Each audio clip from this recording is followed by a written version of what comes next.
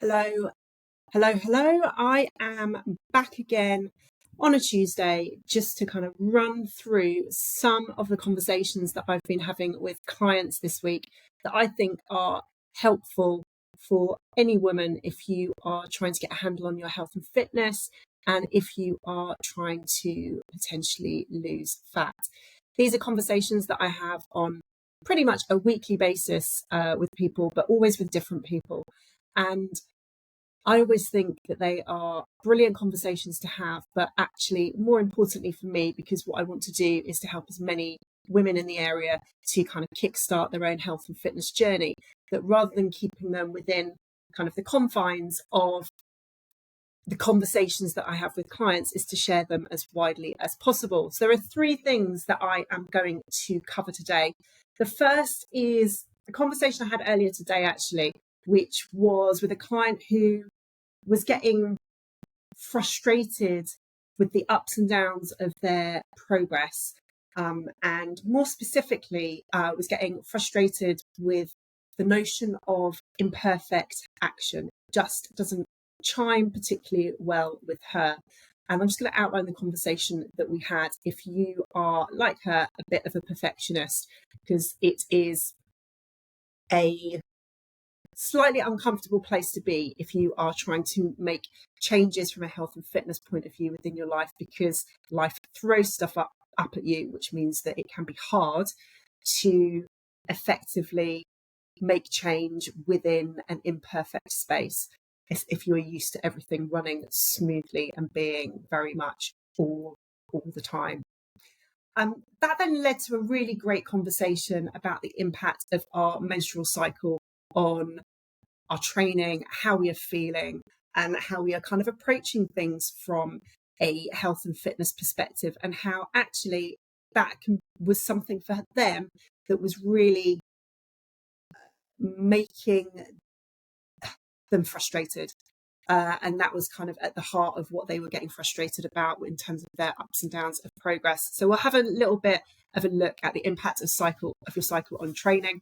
And then the final thing, which is less a conversation I've had with clients, but more little epiphanies that they've had themselves in terms of how forward planning really, really, really is their friend when it comes to getting a handle on their nutrition. And I'm absolutely stoked with some of the conclusions that they have come to, that have come off the back of conversations that we've been having. So first things first, client was getting really, really, really frustrated with the ups and downs of progress. And the conversation that we had today, they kind of played back a lot of the things that we talked about, which is brilliant because it means that they've kind of taken on board the things that we talked about. So they mentioned imperfect action, and they know that actually imperfect action is the way that they need to behave. And they know that the whole attitude of something being better than nothing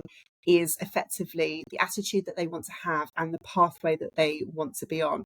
And they played back to me as well, and they said, I know that you're going to say this, but how 100% on one day can look very, very, very different to 100% on a completely different day, and how that is absolutely fine as long as you're kind of giving it your all as much as you can. And 100% one day can be different to 100% another day, then that is brilliant and the very definition of taking imperfect action. But for the perfectionist within them, that was really hard, really, really hard to navigate, and more importantly, to kind of find peace with. And that was something that was holding them back, but also they were getting really frustrated with, because they felt that they had some real ups and downs with their progress. And this was something that resonated with me a lot, and something that I get, because the whole kind of perfectionist perspective is something that I very much identified with, I suppose, when I was younger. And it reminded me of my very early days in my career. So I'm going to tell you a little bit of a story about that. I wasn't progressing as fast as my peers were. And I didn't really understand that, and not wanting to sound a little bit up my own arse, but I knew that I was as capable, if not more capable than they were, but I just wasn't progressing as fast as them. And I had a chat with my line manager at the time, and I was a bit like, what's going on? Why are they getting promoted and I'm not? And what they said back to me was a bit of an eye-opener. And they said, well, the difference between them and you is that you're a perfectionist and they're not. And in my head, I was like, well, being a perfectionist is the best thing to be. And it really wasn't, because I wanted everything to be perfect. And that held me back through procrastination. That held me back because I would miss the boat with opportunities, because I would feel it wasn't like quite the right time for me.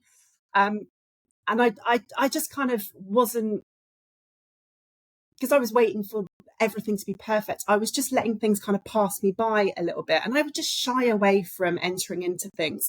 And one thing that they told me that really stuck in my brain was that they said, your peers very much have the attitude of good is good enough. And I was like, oh, okay. That's interesting, because I would always strive for great and I would always strive for perfect. And they said, no, what you need to do is strive for good is good enough. And your good is better than their good. So you will progress. But what I realized was that I had to take imperfect action. And it's very similar for this client that I was talking to today. Now, they know that something is better than nothing. They know that 100% one day looks very different to 100% the other day. And so we dug into it a little bit more. And I was like, well, what is it that you're getting frustrated about specifically? Are there any specifics? And what they said was, they were like, I don't feel like I'm progressing. I feel like things are really up and down. And they were overseas and they've been training on their own. And the ups and downs were, 1 week, the lunges, the squats, the walking lunges, the whatever it was, they were feeling really straightforward and they were feeling really strong. And then the next week or the next time they repeated that session, they just kind of didn't really have it in them.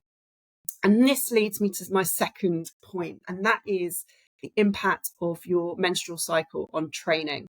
And I'm going to explain this the way that I explained it to my client this morning. Your menstrual cycle is split into two halves. You've got the follicular phase, which is weeks 1 and 2 of your cycle, or the first half. And then you've got the luteal phase, which are the second 2 weeks or back half of your menstrual cycle. And in the first, and what the main thing that differs between the two is that your hormone levels, in terms of the impact on training, I should say, your hormone levels in your follicular phase are lower. And in the luteal phase, so the second half of your cycle, they are your hormone levels are higher. And what this means is that when your hormone levels are lower or your hormone levels are higher, the changes impact your muscle development, and it impacts how we use, or how our body creates, energy. And that has a massive impact and a massive bearing on our training.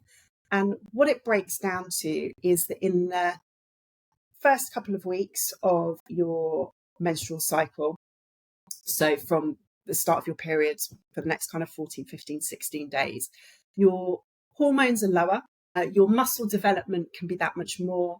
And how we use our energy, we are better able and better equipped to access our carbohydrate stores. And therefore, we can actually maximize hard training and higher intensity sessions in the first 2 weeks of our cycle. The second 2 weeks of our cycle, which is the luteal phase, our hormone levels are higher and training feels harder. So when I was talking to this client this morning, I was like, the difference between the ups and downs of your training and feeling like you're making progress and then you're not making progress and it feels a little bit stop-start is to do with your cycle, and that is something that will happen. And she's like, oh, okay, that's interesting.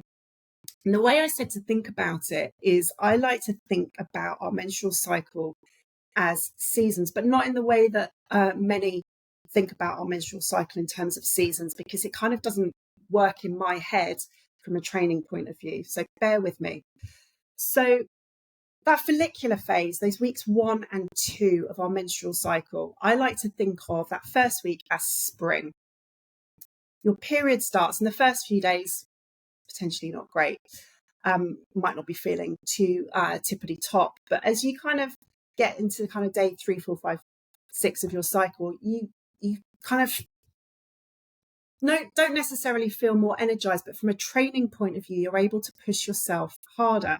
So that's like spring. It's a bit of a reawakening from a training point of view. Then you come into kind of the summer of our cycle, which is kind of the second week of our cycle, when, do you know what? You are absolutely smoking hot when it comes to training. Okay, you are smoking hot in summer. Then we go into week 3 and we enter into autumn. And then we've got week 4 of our cycle and we go into winter. And that is where training is hard. We should be doing kind of lower impact, less intense training. So for my client who was kind of going, squats that week felt really easy, and a few weeks later, for me, it was really, really hard. She had gone from being in a summer week where she is smoking hot and everything is going brilliantly, to a couple of weeks later, she is in winter. She is kind of entering into kind of premenstrual tension. She is not feeling that great. Her sleep is being impacted, and that same session felt really, really hard. And in her head, she was not progressing. She had taken a backward step, and she was kind of beating herself up about it, and it was making her feel really, really flipping unmotivated.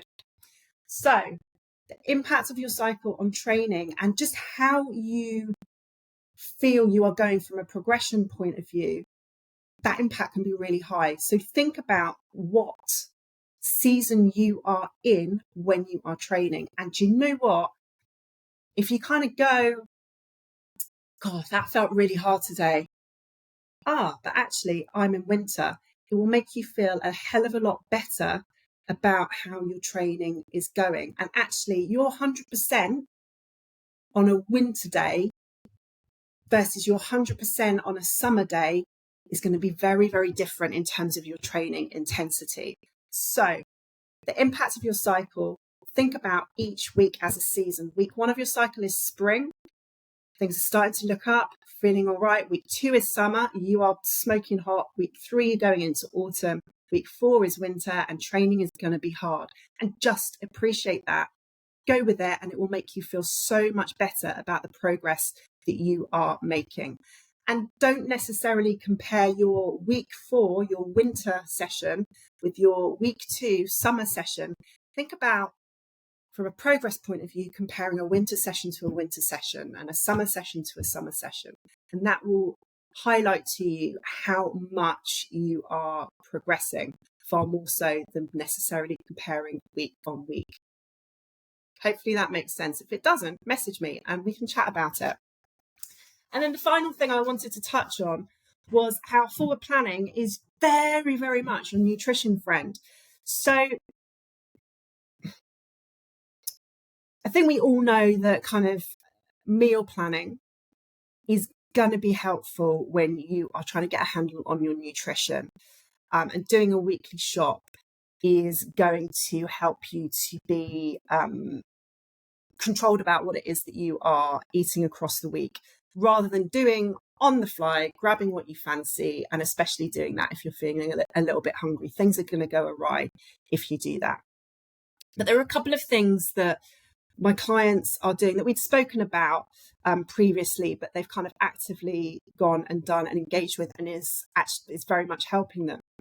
And that is forward planning in slightly different ways. So some of my clients use calorie trackers. They get given range targets in terms of their calories, and they can track. And I don't pressurize clients into tracking or not tracking. It totally depends upon the individual. But some of those who are tracking have been, rather than using the tracker to record stuff as they go or at the end of the day, what they are doing, and I wholeheartedly support this, suggest this, think it is a brilliant thing to do, is they use it as a planner rather than a tracker. And they will add their meals in ahead of time that they know that they are going to have because they've done their meal planning. And then what that allows them to do is it allows them to see how much wiggle room they have got across the day, or how much wiggle room they have got across the week in terms of their caloric range. So it enables them to have a sense of freedom in that they are able to kind of go, brilliant, I have got a little bit of capacity to have maybe a little bit of a treat or something else that I would like, or whatever it might be, rather than tracking everything at the end of the day, adding it all in and then going, well, I balls that up. So using a tracker as a planner is a brilliant, brilliant, brilliant thing to do. The other thing that they're doing in terms of forward planning, and this might ring true for a few people, is the stress that you can feel if you are going out for a meal. And quite a few of the women that I work with, when we have an initial conversation as part of the consultation, we'll talk about, how do you deal with social situations when you're eating out? What is it that you do? How do you decide what you're having? Just to kind of get a sense and a gauge of where they are. And quite often I hear, I won't really look at the menu because they're busy having a conversation with everybody. And then somebody will come and go, can I take your order, please? And I go, yeah. And they'll just kind of look at the first thing that's on the menu and they'll go, I'll have that. And they haven't really reviewed the menu and they haven't really made a choice. They've just kind of gone, oh, bang, that. Or what they will do is they will kind of go, oh, well, yeah, that sounds good. I'll have what you're having. And they'll go with the flow. Both situations, they're not in control. So what a few of my clients are doing now, and it's so much easier in this day and age where you can just jump online and have a look, is they are actively reviewing menus before they get to the restaurant. They are making the decision as to what they want to have before they get there. They know that what they're going to have is going to taste bloody lovely. But rather than kind of making things a little bit of a last minute decision, being caught on the hop and just going, oh yeah, whatever, bang, I'll have that. They are reviewing the menu and kind of going, what is the smartest decision that I can make?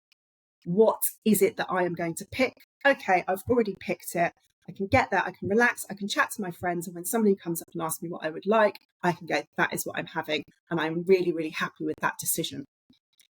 A very, very, very, very simple thing to do, but it can make a world of difference and help you feel in control. So what have we run through today? I've talked about people getting frustrated with the ups and downs of progress.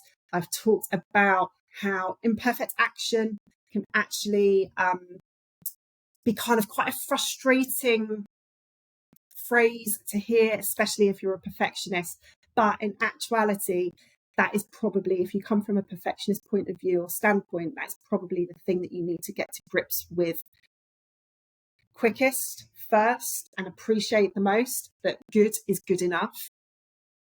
We've talked about the impact of your menstrual cycle on training and how it can feel like you are very up and down. I've talked about how you can think about your menstrual cycle as seasons. So week 1 is spring, week 2 is summer, week 3 is autumn, week 4 is winter, and how a winter week from a training point of view is going to feel a hell of a lot harder than a summer week.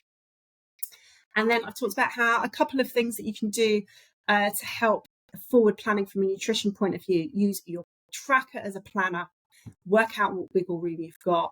And if you are eating out, go online, have a look at the menus, decide what to have in advance. It's going to taste bloody lovely, but make an informed choice before you go. Anyway, I hope you found this useful. I will be back Tuesday next week. Have a wonderful afternoon. And if you've got any questions, just get in touch. All right then, take care.